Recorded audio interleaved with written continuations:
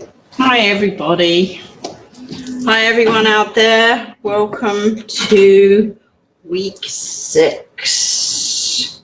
Let's see what we're up to.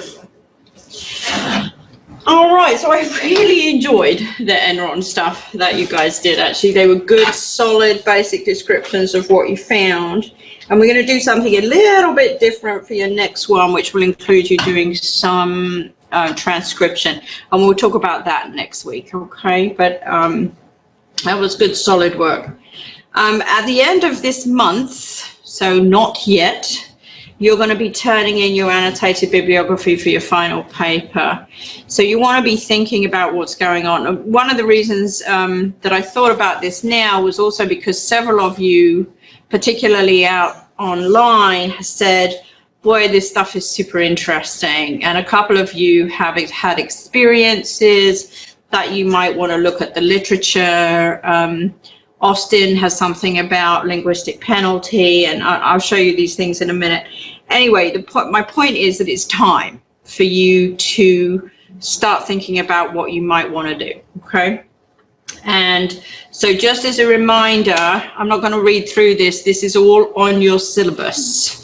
These are the 3 possibilities: a review paper, which is essentially a lit review, a research proposal, so a proposal for a research project that you can then undertake in the next semester or further down the line, or a research report in which you complete a research project. This is the least likely scenario, as if you want to do anything that you then want to publish or present, you need IRB, so you can only do pilot research work. But if you already have a project underway that fits this class, or if there's something that you really want to do, then go ahead. I know I have one person in the class, Mimi, here, who did a research proposal last semester. So now she's ready to do the research report this semester. So she's doing it across classes because it applies to both classes. So that's the kind of thing that you might think about doing if you're interested. Or a literature review, so a review paper is a great first start. For your proposal and your annotated articles, which is due, the proposal literally just has to be a few sentences with your research question, okay? So it just has to say, I am interested in looking at X, and these are my research questions, okay, or research question. Even if you're doing a literature review, you have a research question, okay? So your literature review research question might be something like, what are the recent developments in the field of CDA and political rhetoric, right? That's your question, okay? It doesn't have to be but that, in other words, that, or what are the recent developments in CDA and political rhetoric, and how has that changed over time? You know, so your literature review begins with fundamental pieces and then takes us up through 2016-17. The way that you want to write this is following the APA format. At the top of each article you choose, or book chapter that you choose, both are fine. You put in the APA reference information, okay, the author, year of publication, so on and so on.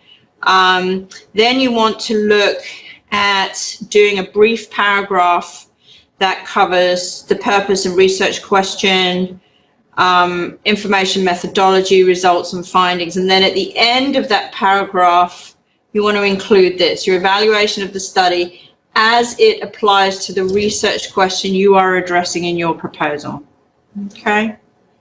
And you want to do around 5, and that's so that I'm looking for 2 things in addition to you having a clear understanding of your idea. I'm looking for the fact that you are identifying literature that actually goes with your research question, and that this literature is good, solid literature, not Wikipedia entries. Okay, so those are the two things I'm interested in. So if you can't even find 5 articles or book chapters on whatever it is that you're interested in, then that raises a red flag to me. Okay, so I'm looking for about 5. You can totally do more if you want to do more, but I'm looking for a minimum of 5 references that I can check over and make sure that you're okay. So it's time to start thinking about that. Does anyone have any questions here in the classroom about that? No? Okay. So this was from your work last week, which was great when we did the discourse, the 3 discourse. So we did speech act theory, conversational implicature, cooperation, interactional sociolinguistics. I sort of speed through those. So Jade wrote to us about, I just picked out some examples. I liked Jade's. All right, Jade, I'll do it with you. So you start and I'll be the native speaker. Do you want some tea? Oh, no, thanks.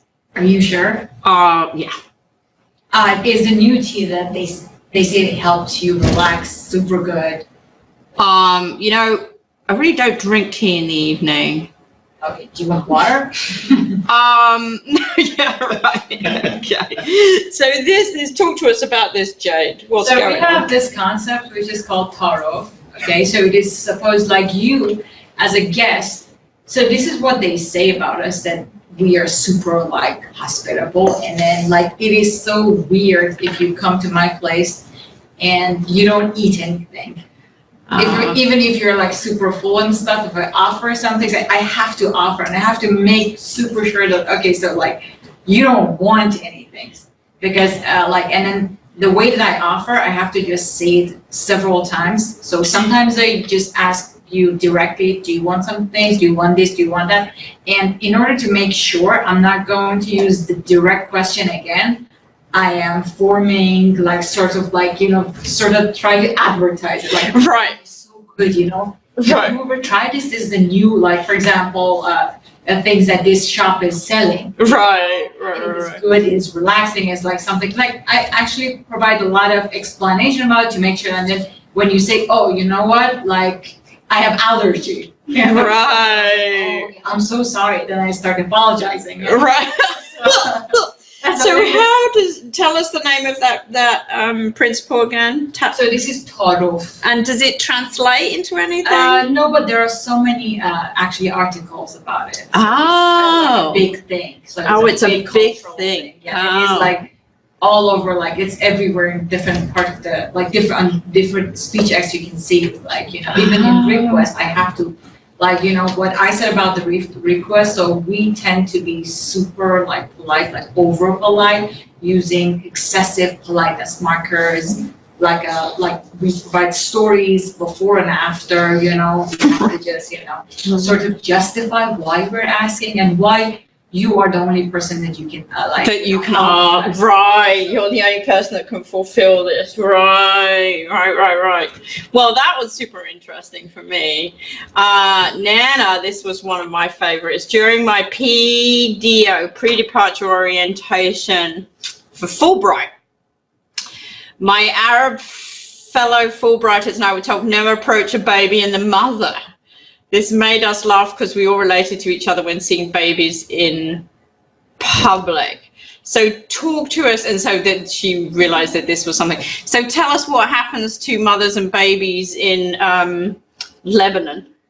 So it's very common, and it's good. Like if you see a baby and the mother, even if the baby's like just a few months old, it's good to approach the baby and like, I don't know the word in English, but like to touch the face, caress the baby, yeah, right. Ask about the baby, even hold the baby. Even you hold can take it from the mother. You can take the it's baby. Okay, it's good. Like the mother would feel like, oh, my baby is cute and loved, and like it's a good gesture. Right. And I think the people who trained us before coming here, they they probably face this issue when Arabs come to the States and they start holding babies. So it's one of the things that they brought it to our attention to never approach the baby. And it was really hard. Like, it's really hard. Is it? This all your life. Is it? No. And you see a baby and like random strangers? like, I would like just Yeah. like Right. Don't touch the baby. Under no circumstances come near. But you can compliment the baby. Yeah. You can Yes, say but it she's was- talking about literally grabbing the baby, which Well, is that's apparently, That's the Italian way too. which would send an American into a frenzy of like, are you trying to kidnap my baby? And even if the baby is crying, like, it's good. Like, we have to approach and see what's the problem. Like, and see why the baby is crying and offer whatever we can offer, even like play, sing to the baby, like even take the role of the mother at sometimes, like in public and just do whatever. Oh my God. Yeah. Oh my God. Okay, that was fun. I like that one. I love the way that the Fulbrighters were like, don't touch a baby, for God's sake. When you go over to that country, keep your hands off the babies. Yeah. Well, because I can imagine some of this one's a long one from Natalia. Thank you, Natalia. But basically, and I'll let you read it, you can read it yourselves. But essentially, it was a younger person who is a second language speaker of Russian, asking her father if he could have a light for a cigarette, but using the wrong pronoun. Someone else wrote about this too. Yeah, Tuet Usted. And the wrong, verb conjugation for polite, respectful. And so she says at the end, that in her view, he had probably only learned these forms of verbs for easier communication in second language Russian. And therefore you cannot assume by his grammar that he means to be disrespectful, right? In this instance, my father wrongly interpreted the young man's language by relying on conventions and language cues, right? So remember we said that. We said that the one thing about miscues is that we're not good at saying, oh, they don't mean that, right? We have our system. So you have to say something, and whatever you say is interpreted within our system, because we're not very good at sort of looking outside of it. So that was a great example, Natalia. And then Austin had a lovely example of linguistic penalty. So there were two women who were managers. This was a longer story, and you can pull it on the discussion list. But there were two women who were managers of the kitchen staff, and they were the only two who spoke both English and Spanish. They had the English needed for all social interactions, but like most learners, they struggled with the phonology and used a different variety that they had learned basically as an EFL situation in Mexico. This variety that they were using was not the same as the institutionally credible way of conversing that the front of house staff were used to, right? So this is now a conflict between the front of house staff and the kitchen manager staff, right? So the result of this was front of house staff would perceive the kitchen staff as aloof and speak to them in a direct fashion that always came across as rude. The reaction of the kitchen staff would be to use Spanish to say whatever they wanted to, knowing it would not be understood by only the English-speaking staff. So could you see how this is becoming a similar situation to the one we looked at with Gumprers, where this workplace is now becoming, unnecessarily tense because people are perceiving people's attitudes towards them as the problem, when it's not in fact attitude, we hopefully assume.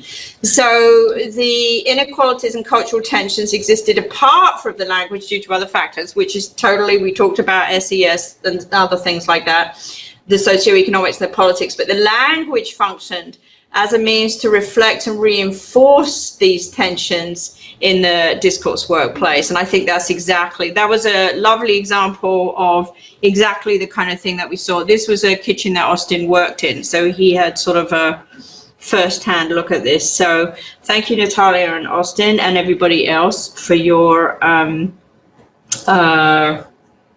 contributions.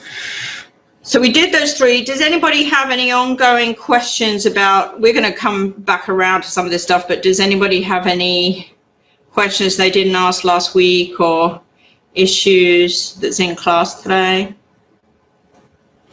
Sandy, I know you were teaching, but make sure you go back and look at the first couple of slides because I talked about the paper. Yeah.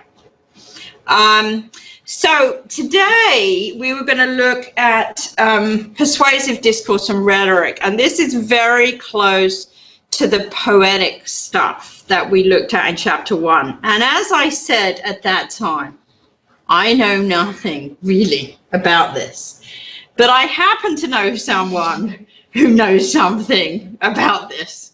So I'm delighted to say that today we are going to have a guest lecture from him. But before we do, I thought it was really interesting that this has just come up. I don't know how many of you are following these hearings, but in a lot of the op-ed pieces that I've been reading, one of the issues that's come up again and again was who was the more persuasive? Who was the one that you felt like you believed? I am not getting into any politics here at all but in most of the op-ed pieces I read, did anybody else read some of these op-eds? Who did they think was the most persuasive? Dr. Ford was. Dr. Ford. And why did they say that? She was calm and collected. Right. She was calm, she was collected. And notice that Barbara Johnston in your textbook said there's a way in which public discourse is perceived to be more persuasive or less persuasive, and a lot of those characteristics were in her, perceived to be in hers. And what about him? I did actually pick this picture deliberately. What was the problem with, what did he? Let his emotions get in the way. Yeah. He seemed to come across as very angry, right? Here he looks very angry. Now, regardless of whether he's right to be angry or not right to be angry, I'm not interested in that. But it's interesting that she said in your chapter that this is not perceived to be very persuasive, right? In fact, people are like, I'm not likely to be persuaded by you in public discourse in this thing. So it struck me as very interesting that as we were reading this chapter, we had just followed this whole process. All right. But for the rest of today, Dr. Hurtado is going to talk about, he's going to go back a little bit to the poetics. You remember when we looked at the three approaches and poetics was the middle one. So after he has talked about that, you might want to go back to chapter 1 and have a look. And then he's also going to talk about the second half of this that you read today. So the verbal art and performance. So, yes. So whenever you're ready. All right. All right. So we're going to start with sort of the obvious beginning. That is, what is poetics, right? I mean, where does it come from? What is the meaning of the word? So I did what every responsible scholar does. I looked it up. Poetics today is one of the leading journals in the field, as you can imagine. It's, I think it is 34th or 38th year of publication, so it's a very prestigious journal in the field. And their definition is the systematic approaches to the study of literature, for example, semiotics and narratology. You don't need to know what that is, and applying such approaches to the interpretation of literary works. Right, so that's what they define poetics. So in other words, it would be the systematic, we're going to talk about what that means, study of literature. Okay? So basically what it says is not what they do in an English department. Okay, that's the subtext, or a French department or a Spanish department. Okay? In other words, it's not the stuff the literary people do. This is the real scientific approach to literature. So then I went to the source of all knowledge, Wikipedia. And Wikipedia says poetics is the theory of literary form and literary discourse. So I was like, damn it. Even Wikipedia agrees with poetics today. So when you have, sort of Random Joe and Poetics Today agreeing on the definition, you're kind of like, okay, that's it, right? I mean, there's pretty much no argument. So poetics then is the theoretical study of literature. Okay. Now, what does theory means? Okay, and that is a slightly more interesting question because there are two interpretations. Okay, one is theory is a systematic presentation of an explanation. Okay, so if I say, why did Dr. Pickering not know about poetics? It's a question. I can have an explanation of that, right? And I can have a theory of that. Okay, and I will give you the answer in a second. We will see it in the next slide. Because it's actually an interesting point. And I'll answer that, by the way, by telling you how I know about it. Okay, so that's also. Now, then the other meaning of theory is the evil meaning of theory, bad. And that is the European continental philosophy, such as Derrida, Foucault, De Man, Heidegger, postmodernism, post-structuralism, deconstruction, and so on and so forth. Anytime that you hear any of those words, you should, as they say, reach for your gun. Okay, I'm joking. That's a quote from was it Goebbels or it was one of the Nazi. It says whenever I hear the word culture, I reach for my gun. He said, who was it? Sandy? I'm sorry. Sandy? Stalin. No. It was a Nazi. I think it might have been Goebbels, but I'm not. I'm not sure. Oh, I like to quote my sources accurately. I don't like talking about Nazis in the middle. But anyway, my point being, that is a very specific kind of thing that was extremely popular between the 1980s and the 2000s, and then justly disappeared from polite conversation. Okay. Nowadays, it's old-fashioned. It's passé. Nobody really does this seriously anymore. But you still find it. Where they say, well, theory, and they start quoting Heidegger. Okay. Well, okay. Just so you understand, it's one meaning of theory and not the right one. Okay. The poetics people, even Wikipedia, here they mean theory as theory one.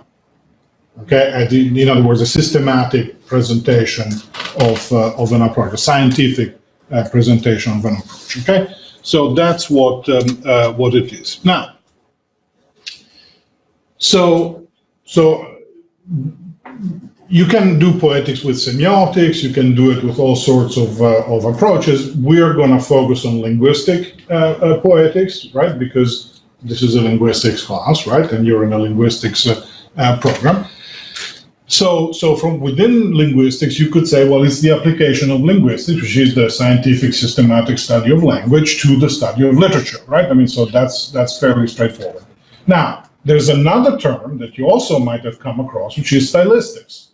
Okay, stylistics is one of those fields, those disciplines that's a little bit difficult to define because pretty much everybody has their own definition of stylistics. In a broad understanding, stylistics equals poetics. Okay, in other words, it's every literary thing. Then in some cases, they will say, no, it's just style, not anything else. So not narrative, not that kind of stuff, just the style of the literary work. Verbal art is the same thing, only applied to folk text. Okay, so in other words, literature is the stuff that, I don't know, Shakespeare writes, right? I mean, that's like the high literature, right? Milton, these guys, right? T.S. Eliot, James Joyce, right? That's literature. Verbal art is jokes. It's, fairy tales. It's, stories that people tell around the campfire. It's folk literature, right? So that's the distinction. But the methodology, the techniques, the phenomena are exactly the same. Okay, and in fact, there's two major names, books that if you're interested in verbal art, I recommend. One is Richard Bowman. The other one is by Joel Scherzer. Both of them at UT Texas in Austin. Well, Bowman I think is dead at this point. Yeah, I think so. Scherzer is still alive. So they have books on this, and you can read about it. And they openly say, we're inspired by Roman Jakobson, who is the founder of poetics within linguistics, right? So, which brings me as to why Dr. Pickering doesn't know about this, and I'm not surprised because she was educated in this country in linguistics, okay? And in this country, European structuralism, of which Roman Jakobson is one of the major proponents, never quite made it. Mm-hmm. Okay? In this country, what arrived was theory number 2. Okay? European structuralism really never landed here. Why? Well, because they had Bloomfield, that was American structuralism, mm-hmm. and that was like those cultures that take over completely, and so there was no interest in European structuralism. So to this day, they don't teach it. They're not aware of it. And because of this, whereas in Europe, linguistics developed as part of literary theory. Okay? And that's how I got into linguistics. Okay? Because I was trained in Italy the first time. Okay? So my first degree was in Italy, right? So as a result, I was taught linguistics as part of a course on literature. Okay?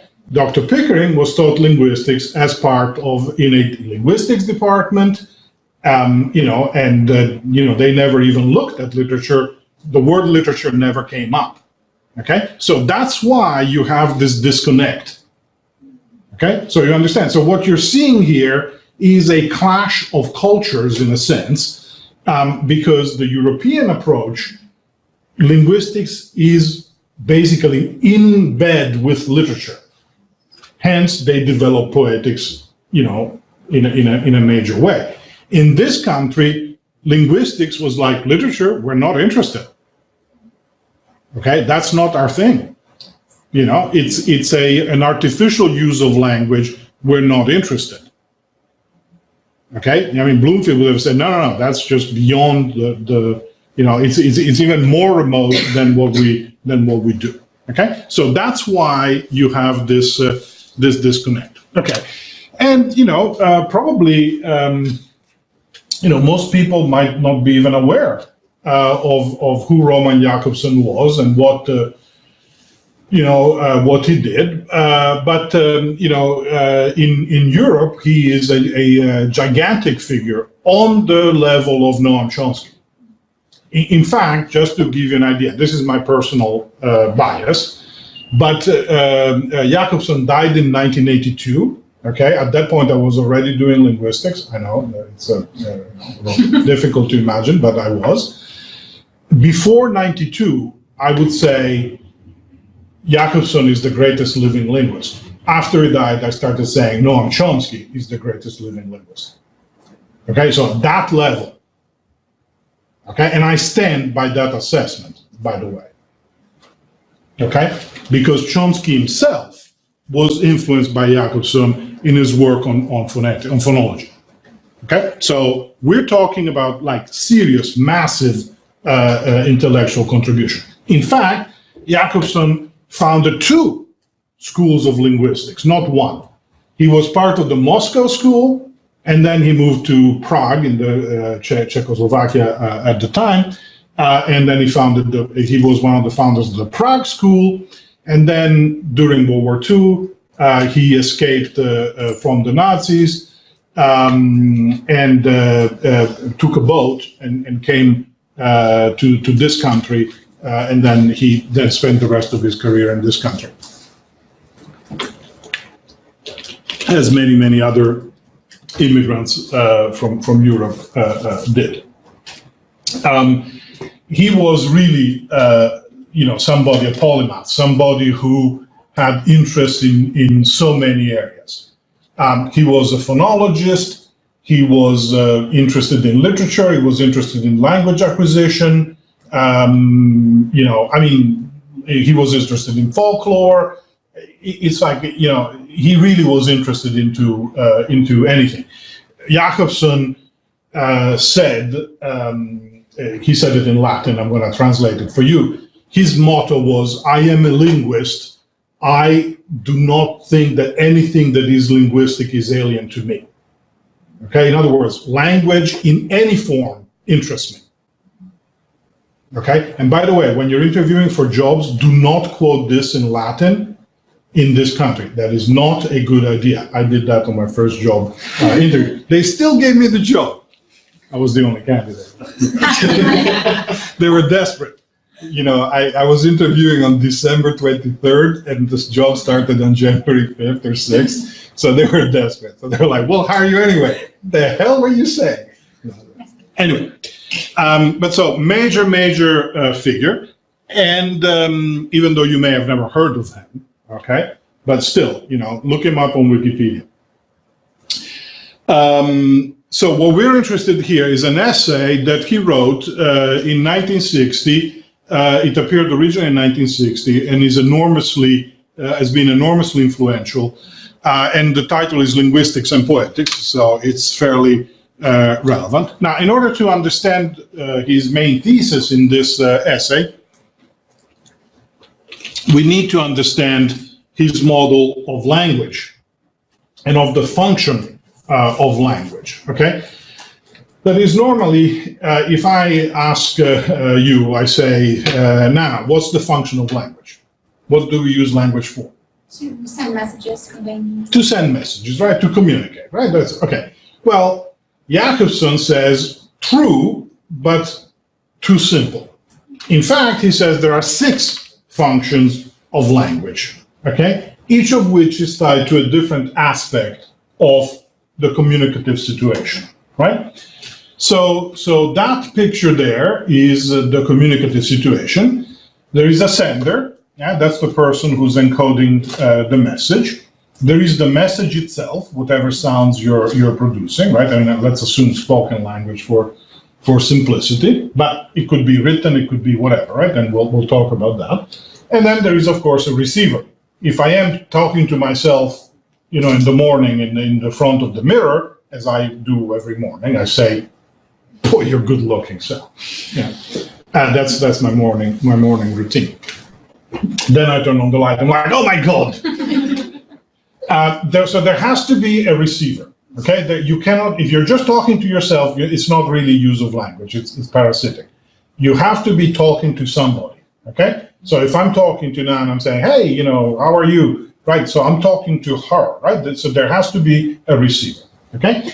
Then there is a channel, okay? In this case, it's the auditory channel, right? I'm making sounds, the vibrations in the air are my channel. If I had written it, then my channel would be the piece of paper that I have with the text written on it, right? Okay, so on. If I send it as video, that's my channel. And finally, there is the code. Okay, that is in speaking, I'm using as a code the English language, right? And so there is a set of phonemes, morphemes, blah blah blah, all the stuff that we know and love about language, right? The language is a code, as a system, right? So these are the 6 components of language. Now, 3, 2, and 4, the yellow and pink one, are those that Carl Bühler already in the 1930s had proposed. What Jakobson did was expand this model, this theory of the situation of communication, and make it broader, include all the components of the situation. Then he says, language can focus, can be primarily interested in any of these aspects of the communicative situation, right? So, for example, I can be focused on context. In that case, my function is referential. So if I say, this is a bottle, right? You've asked me, what is a bottle, Sal? And I say, this is a bottle. So now my function is referential. I'm saying this object here, I'm pointing out to you what object it is, okay? So that's my referential function. Then you can focus on the message itself, and we're going to talk about that later. You can focus on the speaker, in which case it's about your emotion, right? Then you're saying, I want you to know I'm upset, okay? That's what matters. What I'm saying doesn't matter. I want you to know I'm upset, right? If I do this, what does it mean what I just did? I'm upset, right? That's the only thing. It doesn't mean anything. There is no, it's not, excuse me, Dr. Arado, did you say, or did you say, oh, right? That doesn't make any sense, right? You don't, it's just like, okay, he's upset, right? That's or if I go like, he's happy, right? You don't say, well, how many houses were there? Was it 2 houses or 3 houses? Because I wasn't quite sure. It just doesn't make any sense. It's just expressing the emotion of the speaker, right? Now, then conversely, you can focus on the hearer, okay? And that's the persuasive use of language, where you're trying to affect the hearer, right? So if I say, could you please give me the book? I would really like it if you're such a nice person. It would really make me happy. I would be very thankful. So you're trying to get the speaker, the speaker is trying to get the hearer to do something, right? So you're trying to affect the hearer. You're trying to sell them something. You're trying to convince them to do something. You're trying to get them to vote for somebody, to confirm somebody in the Supreme Court, whatever. Right? This is when you're desperately trying to get the hearer to do something, to be affected by your speech. You're trying to scare them, you're trying to make them happy, to whatever, right? Okay, so then that is the conative function of language, right? So because you're trying to move the other person in one sense or another. Now, the phatic function is interesting because it is, in fact, a quote from Firth. Firth was a British anthropologist who studied fishermen and in a tribe that I forget. And basically, he noticed that there was a use of language where meaning wasn't involved.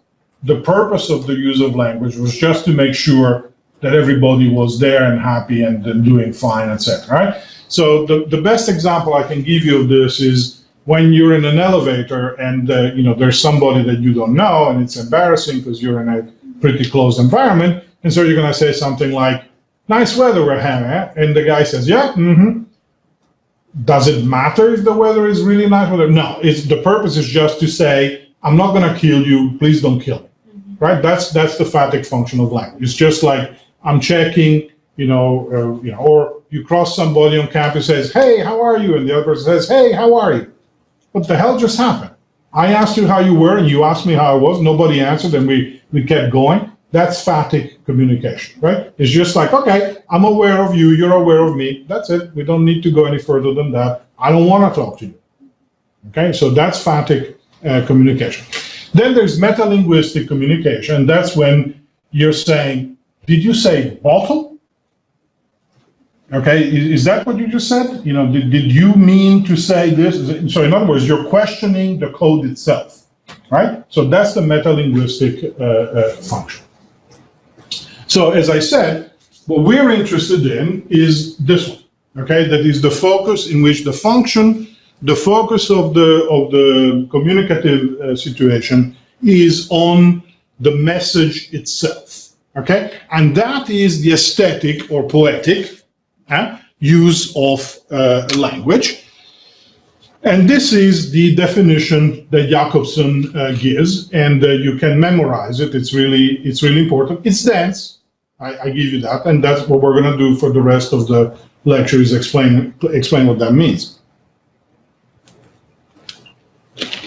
So the projection of the principle of equivalence from the axis of selection to the axis of combination. Okay, it's brilliant. As I said, dense, but brilliant. Okay, So let's look at the three parts. What is equivalence? Okay? Equivalence is basically whether you can replace something with something else. Okay? So in language, for example, in English, the and an are equivalent. Why? Because they can be both placed before a noun phrase. A boy, the boy, right? If you put it together before a noun, you get a noun phrase, right? Not before a noun phrase, as part of a noun phrase. I misspoke. Okay? So because of this, they're said to be equivalent. Okay? Boy and child are equivalent because I can replace them in a noun phrase, like a boy, a child, you know, it works, right? Now, maybe not exactly equivalent because the meaning is slightly different, but, you know, it's equivalent to nonetheless, right? So essentially, then, equivalence is whether it can take a certain place in language. It can occur in a certain context, okay? Here, the concept of valeur in Saussure's course of general linguistics is what the concept that you need to dig up if you are familiar with it. If not, I'll explain it to you in a second. Think of a chess set, okay? And for the sake of the argument, think of it as a valuable, precious chess set. Maybe like carved in marble, you know, where the pieces are carved marble, like that's really expensive. So you have this beautiful chess set on your dining room table, and you walk in and you see that somebody dropped one of the pieces, maybe like the queen, and it broke. Okay, it is broken. That is bad. Okay, serious problem because now A, your expensive chess set is broken, and B, you can't play chess because you don't have a queen. Right? But you really want to play chess. So what you do is you take a roll of quarters, you stick it on the chessboard, and you say, all right, let's play chess. Right? The roll of quarters is obviously not the queen that you broke, but functionally speaking, it has the same value. Okay? That is, we know that the roll of quarters is the queen. Right? So we can now play chess, no problem. Okay? So the value is the roll of quarters is different from any other piece in the chess set. Therefore, it means whatever we want. In this case, the queen. Now, let's say that you have a really bad day. You lose a second piece. Okay, now you're saying like, you know, good God, you know, this is really bad, right? But okay, so you've lost a second piece. Can you take a second roll of quarters and put it on the chess set? No, you cannot, because now you wouldn't be able to tell if the first roll of quarters was the queen or the knight that you replaced with the second roll of quarters, right? So, but if you take a cork, then you can say, all right, you know, my roll of quarters is the queen, the cork is the knight, we're good to go, right? Again, that's the value of the piece. It's just a differential value. As long as it's different from everything else and you can recognize it, then you're good to go. Okay, there is no intrinsic value to the chess piece. The only thing that matters is where it can go and what it can do. Okay, that's what equivalence means. It's replaceable. Okay, so that's what equivalence means. So that's what the principle of equivalence means. Okay, in other words, it's what is important. What can this thing do? Okay? Now, the axis of selection is the paradigmatic relationships, and the axis of combination are the syntagmatic relationships. Now, this too may be mysterious, so here's what they are.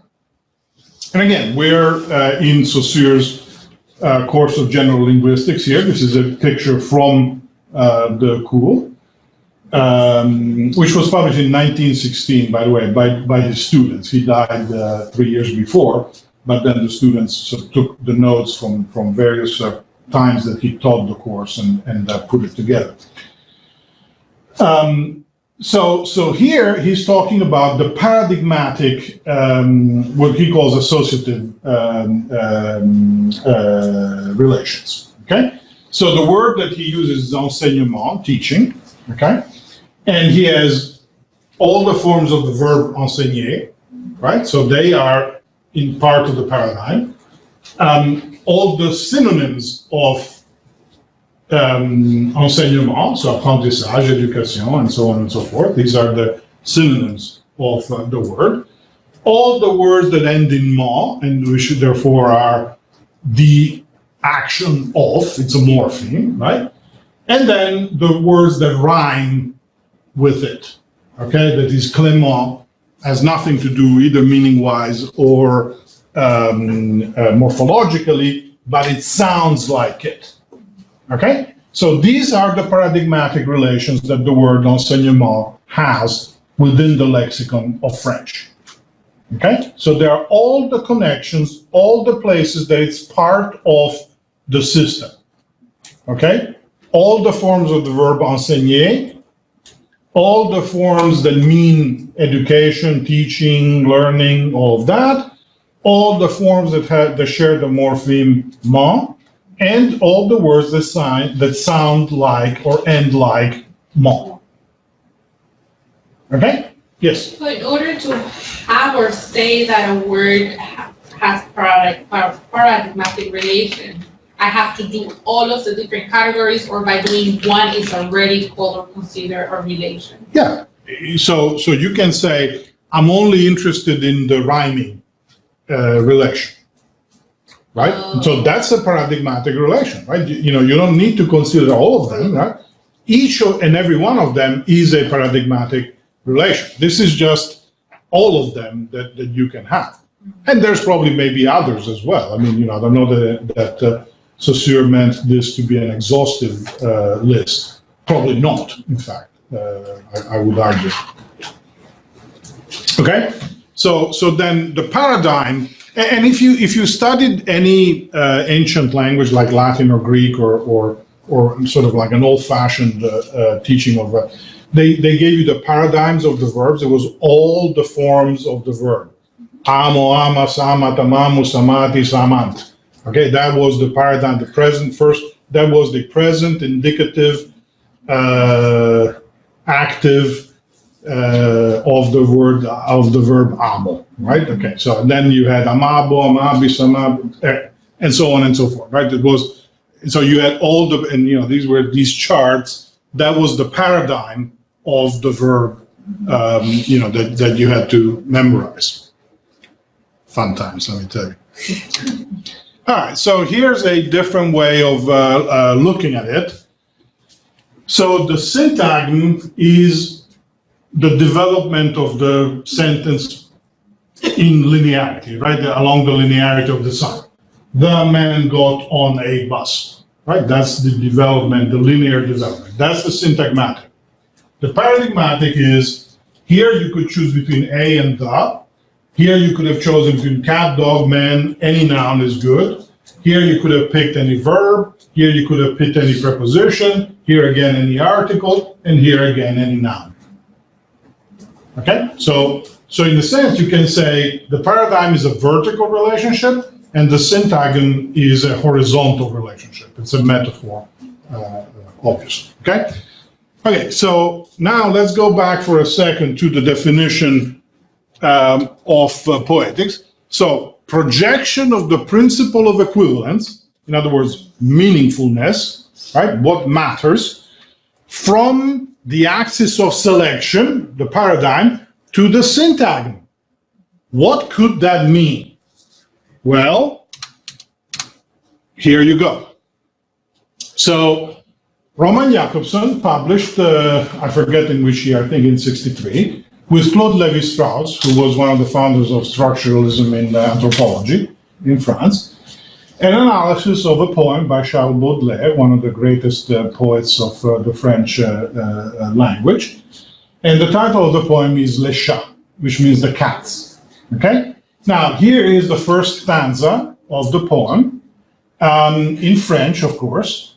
And there is a reason why it's in French, well, besides the fact that they wrote it in French, because what Jakobson and Lévi-Strauss show is that the reason it is aesthetically pleasing is because there is a repetition of sounds. So you don't need to understand the meaning of the word. I'm going to tell you what the words mean, just so that you don't have to go look it up, but listen to it, okay? And what I'm going to do, you can't see it very well on the slide, unfortunately, with the font, but you have a beautiful green background that makes up for this.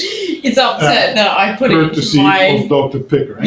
into my thing. Okay, but so what I'm going to do is I'm going to point with my finger on the syllables where the sounds repeat. Okay? All right.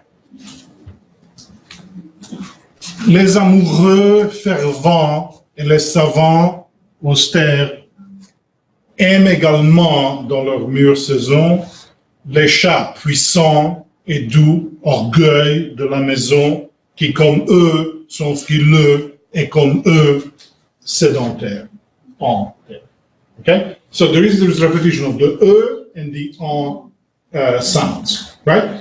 And this is the projection of selection, right? The repetition of the same sound on the syntagmatic. It's the repetition of the sounds along the line of the language. Okay? Read it again without so much ooh. Okay. Les amoureux fervents et les savants austères aiment également dans leur mûre saison les chats puissants et doux, orgueil de la maison, qui comme eux sont frileux et comme eux sédentaires. Yes, it is beautiful. It is beautiful. I mean, you know, and again, my point is, okay, so now in translation, the fervent lovers and the austere scientists equally love in their mature season the powerful and sweet cats, the pride of the house, who, like them, are wary of the cold and, like them, sedentary. Okay? And it's a letdown. It's a letdown. You see, because the poem here is not about the meaning. It's about the sound. Okay? And that is the fundamental, brilliant intuition of Jakobson. Okay? That's what the projection of the syntagmatic, of the principle of equivalence from the paradigmatic axis to the syntagmatic axis means. Okay? By the way, that's a mouthful. Try and say that without stopping. It means that I'm repeating the sounds, and that repetition of the sounds is what matters. It's the poetic function of the language. Okay? That's what it means. Now, and this is absolutely fundamental. This analysis was enormously successful. It is a classic. Okay? It is absolutely a classic of scholarly research. It founded the field of poetics, sort of practically speaking. And by the way, their analysis is way more complicated than this. Okay, I'm just giving you two sounds. They do much more complex analysis than this. And Jakobson and Levi-Strauss say this is what makes the poem beautiful. Okay, not its meaning, not its connection to French society at the end of the 19th century, not what Baudelaire meant with this, not what the role of cats in Parisian society at the time, etc., etc., etc. Okay, it's the poem in itself. All right. Now, this is a very ideological position. Okay, and it's not a coincidence that they're using, a poem by one of the founders of decadent, so-called decadent or symbolist poetry, right? The symbolists, it's a period of French literature that then was enormously successful across all literature. They practice a theory of art for art's sake, okay? Where social significance of the work is basically marginal. If you looked at a poem by Bertolt Brecht, okay, who instead is a very sort of politically charged writer, it wouldn't look like this. Okay, it wouldn't be about, oh, let me make some beautiful sounds and have an hypnotic effect on the reader, etc. Okay, so you need to be aware that this is not an all-encompassing view of the aesthetic effect. There's other things that can come into the picture. But of course, this is very, very important because a large chunk of literature works like this. Okay? And you find these forms of alliteration, of rhyming, of rhythm, etc. We're going to look at some of that everywhere. In folk art, in high literature, everywhere. Across the century, across the millennia, across languages, it's universal. Okay? So this is a really deep point. Okay? All right, so we're gonna go back to that in a few minutes. In the meantime, I want to show you something slightly different, where you have another form of repetition. So this is a poem by Billy Collins, who he was the poet laureate of the United States for a few years. He is probably the best known contemporary poet in this country. He's now retired, but still writing as far as I know. So he starts with a quote from Jacques Criquillon, who is a Belgian poet, which I've never heard of until I found this quote, which is, "You are the bread and the knife, the crystal goblet and the wine." Okay, that's beautiful. So Billy Collins goes, "You are the bread and the knife, the crystal goblet and the wine. You are the dew on the morning grass and the burning wheel of the sun. You are the white apron of the baker and the marsh birds suddenly in flight." Okay, now that's pretty awesome. So let's stop here for a second. And what you can see is that there is a repetition of syntax. You are something, comma, something. You are this and that. You are this and that. You are this and that, right? So this parallelism, this repetition of the syntax, it's exactly the same thing that we saw with the repetition of the sounds, but here it's repetition of syntactic units. Same principle. Okay? You're clear what this means? So repetition doesn't just mean repetition of sound, it means repetition of any unit. Except the poem continues. Okay? And that's where Billy Collins is great. However, you are not the wind in the orchard, the plums on the counter, or the house of cards. And you are certainly not the pine-scented air. There's just no way that you are the pine-scented air. So it's like, wait a second, this started out as a love poem. Okay? I mean, you can imagine saying, you are the bread and the knife, right? It's just, man, that's awesome, right? You are everything to me. You are the food, you are the instrument that I use to cut the food, you are the dew, and, that's like you are, like you really are my world, right? But then if you're not the wind in the orchard, wait a second, what are we talking about? 1 minute you are the world, but wait, you're not certain things, you're only certain things, right? So suddenly the love poem, this majestic set of metaphors, etc., takes a weird turn, right? Well, it continues. It is possible that you are the fish under the bridge, maybe even the pigeon on the general's head, but you're not even close to being the field of cornflowers at dusk. And now he's taking the piss, right? I mean, the pigeon on the general's head, you're certainly not the field of cornflowers. I mean, this is definitely taking the piss. So now we say, all right, he's ridiculing the metaphors, right? He's ridiculing this idea that you can be the wind and the night and whatever, right? These are emphatic forms of, fairly cliche if you think about it, right? So he's making fun of it. And a quick look in the mirror will show that you are neither the boots in the corner nor the boat asleep in its boathouse. And now he's like surrealism, okay? Because you are the boots in the corner. I mean, that does sound like André Breton or something like that. I mean, like a surrealist right? I mean, because what does it mean? If I said, you are the boots in the corner, what does that mean? You are old and leathery? I mean, that doesn't make any sense. You're full of mud? I mean, that's absurd, right? The metaphor doesn't click, okay? You are the night and the moon. Oh yeah, that's cool. That's, lovely, romantic. You are the boots in the corner. We don't know what that means. We cannot, the metaphor doesn't work. It might interest you to know, speaking of the plentiful imagery of the world, now he's definitely taking the piss, right? That I am the sound of rain on the roof. Okay, so now it's no longer about the hearer, it's about Billy Collins, right? It says, oh, I am the rain on the roof.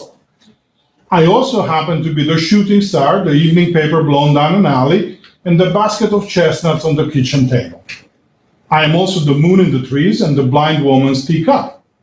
But don't worry, I'm not the bread and the knife. You are still the bread and the knife. You will always be the bread and the knife, not to mention the crystal goblet and somehow the wine. Okay? So now what you get is, so after here we're like, okay, he's making fun. He's ridiculing these metaphors, right? Then it's okay, now I am the shooting star. So now he's sort of building this thing on me too. Now, notice that pragmatically, this is a very strange thing to do, right? Because, it's okay to praise your hero, right? There's a tradition in the literary tradition of love poetry. You're beautiful, you are everything, even James Blunt, you're beautiful to me. So there is a tradition of this, right? But then James Bond doesn't say, and I'm actually quite good looking myself, right? It just doesn't work that way, right? You don't turn around and praise yourself, right? And so this is what he's doing here. And then he says, okay, but I'm not, so I can be anything, but not what I gave you, right? So suddenly the ridicule is sort of set aside. And in the end, and again, this is where it's so clever, is that, well, somehow you manage to be the goblet and the wine, the container and the contained. I mean, sort of metaphysically, it's an interesting thing to claim, right? It's this all-encompassing love that can be the thing that contains it and the thing that is contained, right? So that's really everything, right? Okay, so what he's doing here, he's playing with the tradition. Right? It's a meta poem. It's an ironical poem that then is ironical on the irony. Okay? And then returns to being serious by making fun of the making fun. You see what he's doing here, right? So what I wanted to show you here is you have these parallelisms, these repetitions, the aesthetic function that Jacobson said, but you also have something that has absolutely nothing to do with what Jacobson said, which is this irony and detachment that criticizes the text in the process of building itself. Okay, that's pretty extreme, right? But that too is aesthetic. Okay, but now we've entered narratology. Okay, so for example, the attitude of the poet towards the text, that's narratology. Okay, is the narrator here a reliable narrator? Hell no. He's criticizing his own text as he's writing it. Okay, where does Billy Collins stand in relation to you being the goblet and the wine? You don't know. You cannot say he's making fun of the poem or he's not making fun of the metaphor. You don't know. That's why he's an unreliable narrator. That is a narratological concept. Okay, we're not going to go into that in any detail, but I just want you to be aware there is more to it. But yes. In general, before you go to parallelism, repetition can work in the example that you gave us with Martin Luther King's speech. Yeah, absolutely. Absolutely. Yeah. And in fact, there's some discussion in your chapter this week of similar repetition with the African American sermon tradition, right? That Martin Luther King actually came out of. Yeah. Yeah. All right. So parallelism. Parallelism is basically the same idea, repetition, even more abstract. Okay. Here, you no longer have to have even the same syntactic structure. all you have to have is two things that are in parallel, okay? And this is very, very common in the Semitic languages, which is why I am using the Bible, one of the books from the Bible, and particularly one of my favorite book in the Bible, because of course we all have a favorite book in the Bible, which is Ecclesiastes, or in Hebrew, Kohelet. And I'm not going to read it. You're probably familiar with this, but to everything there's a season, a time to every purpose under the heaven, a time to be born and a time to die, a time to plant and a time to pluck up what is planted, etc. Right? This is the King James Version, by the way, which is aesthetically very pleasing. Incorrect in many, many regards, but aesthetically very pleasing. It's very, very well. The text in English sounds fantastic. It's probably not what the text meant in many ways, but that's. But that was part of the thing with the King James Bible. When the King James Bible was translated, he said, "You need to make this as beautiful in English as the original is." So if you have to sort of mess around with concepts, do it. The priority is the beauty of the text. Yeah, which is, and when you read this, it's aesthetically very, very beautiful. Gorgeous. There's a reason why I picked this one and not more modern translations that are not just aesthetically as pleasing as this one. All right, so so now let's sort of make it this even broader. So the poetic function of language is not the only one that you can use when you're trying to, basically communicate with other people, and that's rhetoric, right? So when you are in this situation where you're talking to somebody and you want to affect them, the Greeks came up with a whole system of description of what happens when you are speaking in public, okay? And because it was Greece, it was really spoken in public, but it applies to writing just the same way, right? And in fact, that's where rhetoric comes from. The word rhetor, which is Greek for speaker, public speaker, has the same root as rhema, which means the verb, right? And that is the same root in Indo-European for speaking. Okay, so that's where the root, where the word word comes from. Okay, so it really means speaker. Okay, so then rhetoric is speech with a purpose. Okay, and so then there's four modes of persuasion, which are called logos, which is discourse. Technically, that's what it means, and it means logic. Okay, that logos, logic comes from logos, right? That is rational argument. Okay, where I say the best option to do is this, and here's why, and I give an explanation. You logically follow it and say, yes, that is my best option, therefore I'm going to do this. Okay? Then you have ethos, which is the character of the speaker. Okay? So there you say, look, I am a wise person. I've been studying this for 30 years. I tell you, Jacobson's thing is important. So you must believe me because I am wise. Okay? So the appeal is either on my credibility, my knowledge, my research, etc., or they say, I'm a good guy. I wouldn't lie to you. Okay? So you know me. You know that I am reliable. I would never give you information that wasn't right. I would never put like a green background on a slide to try to pass it as aesthetically pleasing. So you should believe me. Yeah. What kind of a person puts a red square on a slide, for God's sake? Well, somebody who is making an appeal to pathos, to the emotions. Okay, where you are looking to arouse the passion of the speaker.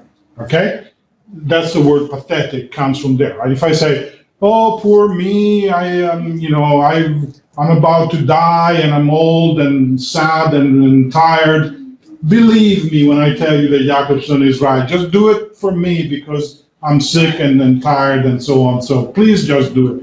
Just do it for me, or because I put the red square in the corner. So obviously it's true. I've got a red square in my corner, right? Only a person who's right would put the red square in the corner, right?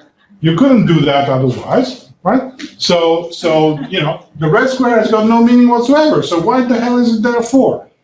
Because it's supposed to, oh, look at that, there's a red square. Oh, surely that is correct. Okay? And then there is kairos, which is the one that nobody ever understands. And what that means is appropriate, but not just appropriate as in fitting, also at the right time. That's why I had the French apropos, because it's actually exactly the same shade of meaning that the French has. Apropos means relevant to something, but also at the right time. Okay, at the right moment. Okay, so there, it's like, if you make an appeal for buying a car, and you just spent a ton of money replacing your AC units, like I have done, that's probably not a good time. Yes, that's not a good time to do that, right? So it's a bad choice to come and ask me for money now because I just spent a ton of money on air conditioners. We spent a ton of money. We did. Let me ask you a question. Would this fit? Because this is the one I always. Would this fit with for example, the Ford and Kavanaugh thing? Yes. That this seems to be the right time under the sort of zeitgeist of the Me Too movement and everything for this to happen in the public space. And that's what you were saying before about that she sounded more persuasive, more level. Right. Two reasons: kairos and logos. Her testimony was rational, calm, composed. She said, "This is what happened. I remember this. I don't remember that. This is and as you say, the time." So Weinstein. Yes. Yeah. Yes. Right. Conversely, what we saw from what's his name Kavanaugh, was pathos. It was right. Pathos. It was like I am innocent, you bastards. Well, and also ethos too. He kept saying, I'm a judge. I'm a so the authority or credibility, right? Yeah. Now, and of course, these actually I don't know if you said that. Arguments. I don't know. No, I didn't watch enough. I did see the pathos part. But the pathos that was very clear. Okay.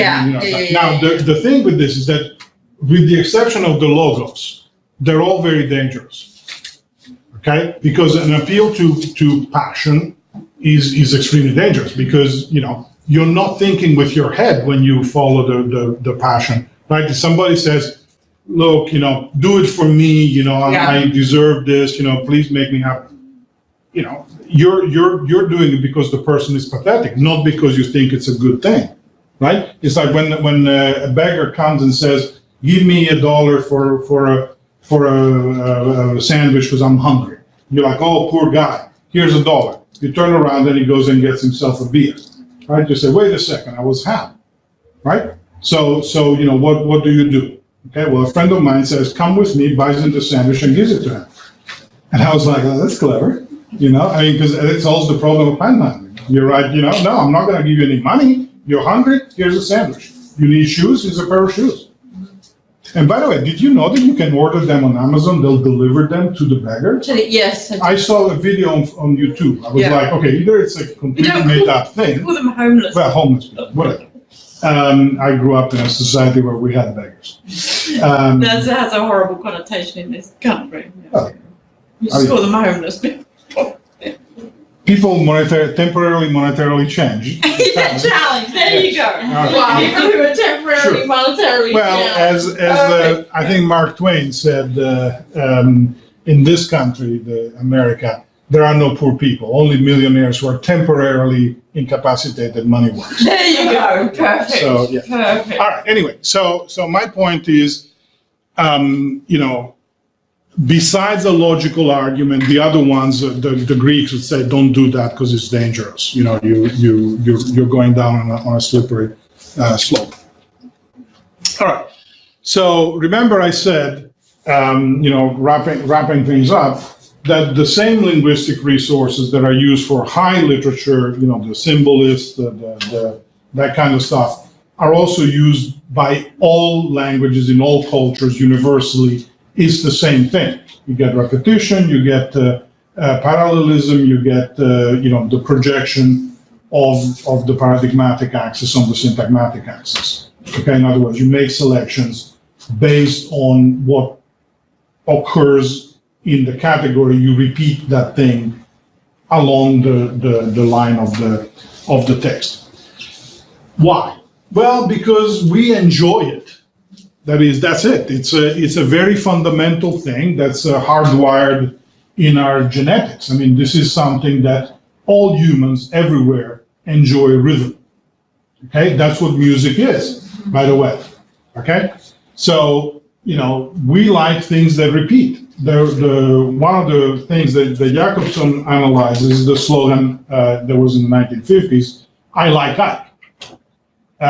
This was the slogan for the presidential candidate, and of course you have I like Ike, right? So you basically it's the same sounds repeated over and over, right? So this kind of thing, metrical poetry, which occurs in a lot of cultures in one form or another. Okay, so.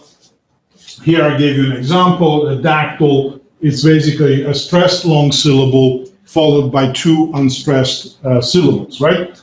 So this is in Latin poetry. That's where the term dactyl comes from Greek, okay? And it's because if you look at a finger, you've got a long and then two short. That's where it comes from, because dactylos in Greek is the finger, okay? Notice that you hold up this one, not the other. Just to be clear. And so you get this dum ta ta, dum ta ta, dum ta ta, right? Dum ta ta, which is a 4/4 rhythm in music. Yes, no? Sort of? No, that's. Long, two shorts? Because the long is the equivalent of two shorts. Yeah, well, so 4/4 is da da da da, but you can do da da da da da da, or you can do da da da da da da da da, or you can do. You lost me. Oh, yeah. Or you can do da da da da da. You can have semiquavers, quavers, quarters. But with syllables, you can only do it. The only equivalent that you can have is two shorts for a long. So you can have here. Oh well, no, you with the music long, you long. can have 4 semiquavers that's equivalent to a 1. Or 8 semi-demiquavers. Well, you could. Well, no, you cannot do semi in with language because you can only have a syllable. Right. So you can only have a long syllable that's replaced by two short syllables. Yeah. And that's it. Or two short syllables replaced by a long. I don't know what we're talking about anymore, but Well, yes, you neither can do do. Yeah, right. But I mean, basically you have 4 beats. That's my point. Yes. You have four units. Yes. So doesn't that correspond to a 4/4 beat? No. Yeah. Well, sure. Yes. Right. Yes. Excellent. Yes. Sorry. So, Right. So this works in all sorts of things. All right. So the example that I have there is the beginning of Lucretius De Rerum Natura. So it's Eneadum Genetrix, right? Eneadum Genetrix, right? So you get the long, unstressed. Arma virumque cano, right? Arma virumque cano, right? So this is the beginning of the Aeneid, right? But you find this in rap. Don't ask me to sing it to you. You're suddenly going to give us a bit of Eminem. Yes. But I mean, because again, this is universal. It's not Latin or Greek for that matter. And there's other meters as well. Yes. Right? You can do that's why other. they can be done. Absolutely. Yes. Yeah. Yes. What was it? What's her name? Death, because death will not wait for me. Come on. British, obviously, but female. female. Come on. Sylvia Plath? No. First of all, is she American? Oh, was she American? Sorry. I always thought she was so cool. She must have been British. Oh, come on. Seriously, come on. But anyway, I forgot her name, which I'll think of it. I'll think of it I always later. thought, who else I always thought was British was Debbie Harry. Because she's so good. From Blondie. She was so good. I was always like, Might we be divagating here? yeah, sorry. It turns out she's American. But anyway, so whatever her name is, you Yeah, can I don't sing know. her poetry to Yellow Rose of Texas. Oh. Because it's the same meter, right? Okay, but so my point is just repetition and beats, right? And you get this in drumming in African, in the Dogon drumming, and it's just like every culture has this. It may be slightly different, the format, the scales may be different and all that, but it's the very idea is that there is a rhythm. Okay, things occur on a beat. Okay, and that is again the very idea of parallelism, of repetition, that kind of thing. Okay. So the point that I'm trying to make here is this is not just Baudelaire and Billy Collins and whatever. It's everything. Okay, any tribe, any whatever that you find. Maybe not the Piranha because we don't know about them. But other than those. Oh, Emily Dickinson. Emily Dickinson. Thank you so much, for God's sake. I was going to be, there for a while. But every culture, it's the same thing. And it's the same thing because these are fundamental, basic preferences that we as human beings have because of our perceptive system being organized a certain way. We enjoy repetition. We find it aesthetically pleasing. Okay, and that's what Jacobson is talking about. All right, so I think that's all I have. Questions? Why is the square red on the slide? Could it have been green?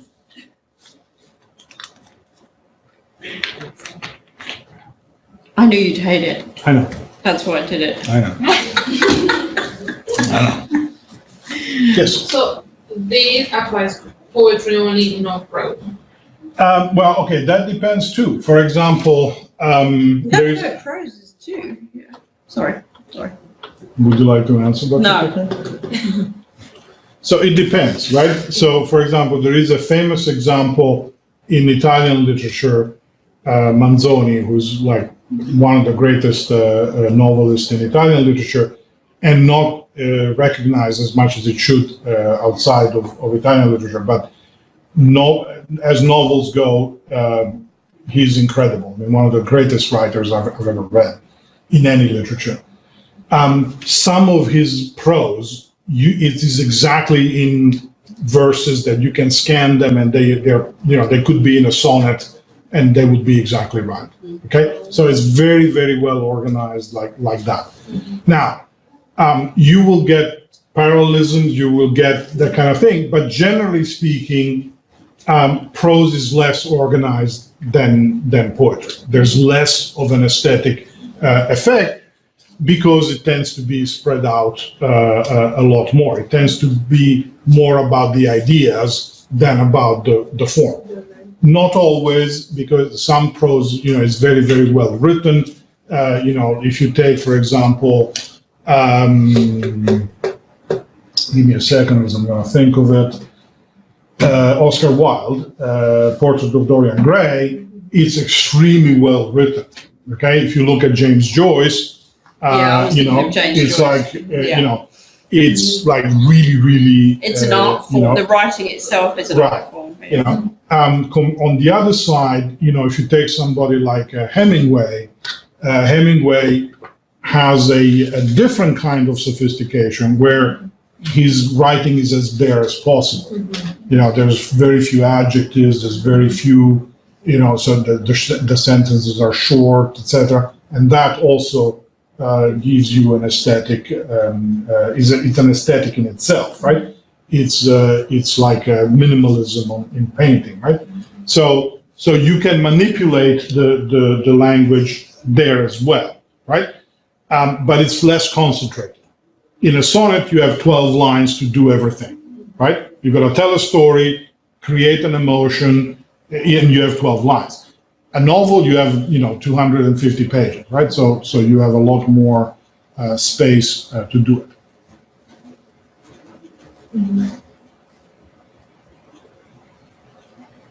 So I have a question. Yes.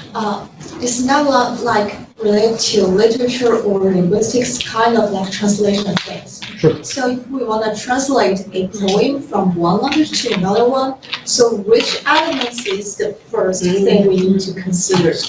Well, that's an excellent question. And, the answer to that is it depends, which is the answer to most interesting question. So there's a theory of translation which is called the Scopus theory, which basically says you got to first find out what's the purpose of the translation, not of the text, of the translation. Okay? So in other words, why do you want to translate this text? Right? So for example, a minute ago, I gave you a translation of the Baudelaire, of the first stanza of Les Chats. My purpose was basically to show you that it didn't matter, right? So at that point, I took the word frileux, which means, somebody who's like bothered by the cold. And I said, I don't remember exactly what I said, but I said somebody who's bothered by the cold, which is the least poetic translation I can think of.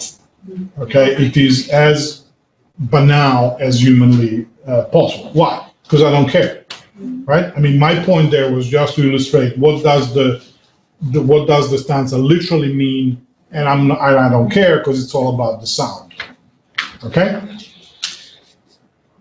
Had I wanted to give a translation that worked in English, because I have an audience that doesn't know any French, is not interested in French pronunciation, has no access to a French speaker, either I say, don't read the poem, okay? Or I give you a translation that creates, in some ways, generates the same kind of feeling, the same kind of aesthetic effect by using other words, right?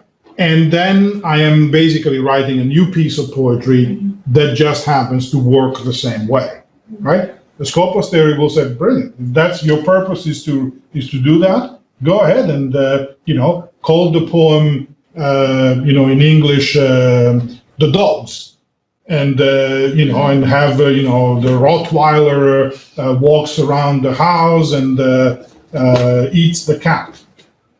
Doesn't matter. As long as you're giving the same aesthetic effect, no problem. Okay? It's an extreme theory. Yeah, that's the extreme version. But think of something like the King James Bible that we looked at. Yeah. That was, the priority was to keep not just the message, but the beauty of the way in which the message is being, so in the case of the one that Sal picked out, it was done with this parallelism and repetition. I have no idea if that was how it was done in the original language, but that beauty, is achieved in English by doing it that way. Yeah, I found like poem or literature is really the most difficult one to translate. Yeah, of course. Because you actually lost something. Yeah. Maybe about linguistic features or the meaning or the backgrounds, meta things. So you have to choose. I mean, the best translations are those that manage to recreate everything. It's very difficult, but you can do it. I mean, it's not impossible. It just requires an incredible amount of effort to get everything across. And sometimes language helps you. But it's it's difficult. It's like and you need to know both languages extremely well. Yes, you do. If you're only marginal in one of the two languages, you're going to embarrass yourself.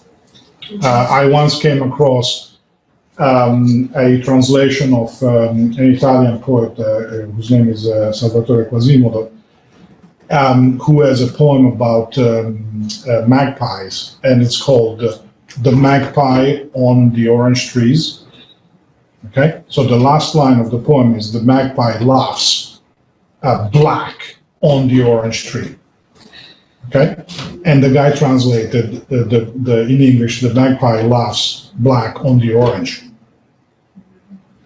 Okay, I was like, oh, you know, because of course aranci, okay, in Italian means oranges or orange tree. Okay, but of course a magpie on an orange is ridiculous.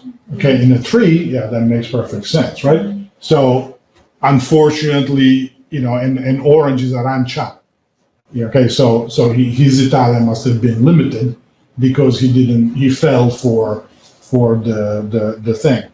And I mean, you know, translators do that occasionally. They just misread the text, or they don't know, you know, they're not aware of the, you know, resources of the target language.